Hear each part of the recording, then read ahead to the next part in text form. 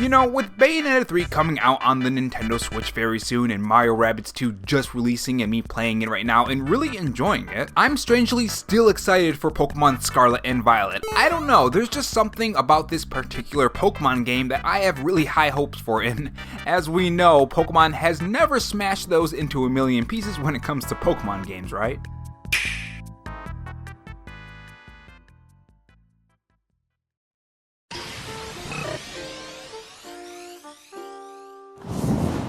Hey guys, it's Rob here, and welcome back to the Robo-chan Show, where we take the gaming news format that channels like Spawnwood or Arlo do, add a dash of animation and some cool editing on top to bring you your gaming news, leaks, and rumors in a fresh new way. If you're new here and want to be kept up on everything gaming, make sure you subscribe to the channel and leave a like if you enjoy the video and dislike if not.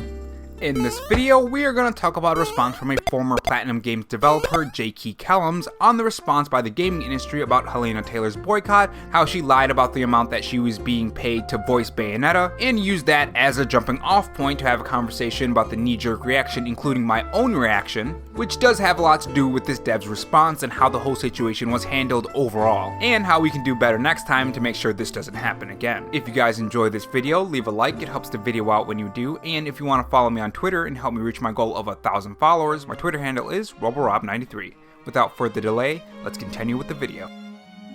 So the Bayonetta situation has been a pretty wild ride from start to finish. Hellena Taylor came out and said that she was being paid $4,000 to voice Bayonetta. At the time, I personally thought this was $4,000 for months of work, or at least a month at most. I also had nearly no prior knowledge to the world of voice acting as well, so naturally my thoughts on that were that this just isn't good, right? I think anyone would agree with that. If you thought that someone was being paid $4,000 for more than a month's of work, I think we can all agree that that is being underpaid. I mean, maybe you don't. Leave that in the comment section below if you disagree with that. But on that video, you guys commented a ton of different viewpoints and vital information that made me go out and research more information on this topic. Information like it was 4 to 5 sessions for $4,000 prior to the truth, of course. You guys also commented other key information like in the past 10 years she has only voiced Bayonetta and hasn't really done any noteworthy characters. The reason why this is important is because when you're wanted in the industry, you can renegotiate a lot of terms and ask for higher pay. Her career was essentially progressing at a snail's pace. And even in that first video, I did say that we don't have the full story here. Something is missing here. Something is off. And that's why I completely switched sides. I made a video with new information that I came across and said that 4,000 to 4 to 5 sessions is good money. And I personally thought for someone who wasn't really getting roles in the past, the time it took to do past games as well, which was about 16 hours, this was a good amount. Could have been a bit higher? Yeah, probably, but I still think it's fair. But then the truth came out and it was 15 to 20k, 4K for 4 to 5 sessions, which if you compare that to the average wage of one person in the United States, their wage is $35,977. And keep in mind, that's not in 4 days, that's in a whole year. So in 4 days, she would have made as much as the average person in the United States for their yearly salary. It also turned out that she wanted a 6-figure salary, which is 100k plus residuals. This makes it 3 times the average person in the United States in just 4 days. And that just pushed my thoughts further into her being wrong. And honestly, not a good person for trying to manipulate the fans into boycotting Bayonetta 3. Outside looking in, it looks as though that she thought that she was worth more than she actually was. She thought she was worth 100k plus residuals, and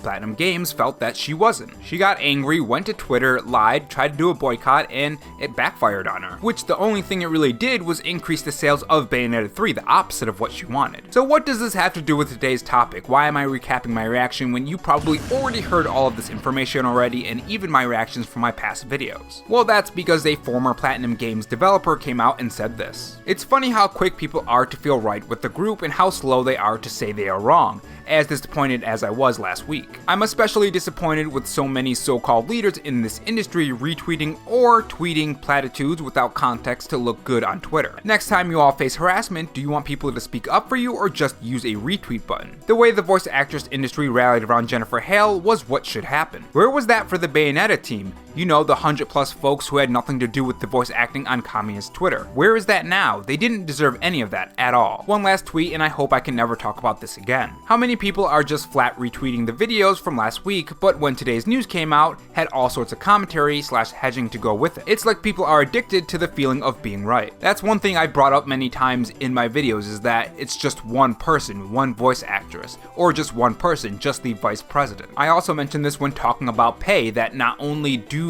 the voice actresses need to be paid, but all the developers and artists and so on as well. Now, a lot of people's first response was on Hellena Taylor's side. I think the fact that voice actors are commonly mistreated in the industry is what made a lot of people side with the voice actress, because I don't think we thought that this person who's been voicing Bayonetta for 10+ years would manipulate the truth in order to gain favor with the fans, and as a result, plenty of people had a knee-jerk reaction. Which this is part of the voice actor underpay problem, partly due to the problem with the misinformation by Hellena Taylor, and it's also partly due with just how the internet works. When something big happens, people will have a knee-jerk reaction. Is it right? No. I think we should try to do a little bit better, or at least I think I should do a little bit better. I don't know about you guys. And I think looking back at my own personal reaction, what I should have did was stayed on the fence, took the middle ground and said that we don't know if Platinum Games is on the right side or not. Which I did say that in that second video, but I think that should have been happening in the first video. In the second video, I did say at the end of the video, clearly something is missing, something is wrong. But in the first video, I was clearly on Hellena Taylor's side, but still willing to change the side if more information did come in. But I think this does speak to a larger problem, and it is a discussion that we probably should have eventually, if not now, later on. Personally, what I try to do is I try to look at the information that I know and then base my opinion based on that. As new information comes in, I'm open to changing that opinion, which is exactly what I did. When I found out more information about the voice actress, about how much time she actually spent in the recording booth and how long it takes to record these games, I changed my opinion. But had I not taken one side or the other and looked a bit more into it in that first video and did more research on voice actors, maybe the first video would have never existed and my first reaction would have been that second video. Now, I think the reaction from the industry, from the higher ups or bigger YouTube channels, I think it is understandable, especially if they are voice actors. Overall, I'm still excited to play Bayonetta 3. I think that's one thing that stayed consistent throughout this whole week, is that I'm still gonna buy or rent, depending on how money is, Bayonetta 3 and play through it and have a lot of fun. I mean, if someone tells me to boycott something, I'm not just gonna go out and follow what they say, especially after they start talking about other voice actors and laying claim to the character and everything she said. And according to the comment section, you guys feel the same way, or at least a certain portion of you guys. I think being in that industry and seeing more than the average person can sway your thoughts and make you want to believe a fellow voice actor, but I think the next time this happens, next time someone comes out and says something like this, personally I'm going to take a step back, try to find out as much info as I can on that topic, and then form my initial opinion on that and stay in the middle side of the fence. Until more sources, until the complete truth comes out, I'll change my opinion then. But those are just my thoughts. What do you guys think? Do you think people overreacted? Do you think the bigger devs and voice actors overreacted as well? Should we have waited at least a couple days? Tell me your thoughts in the comment section below.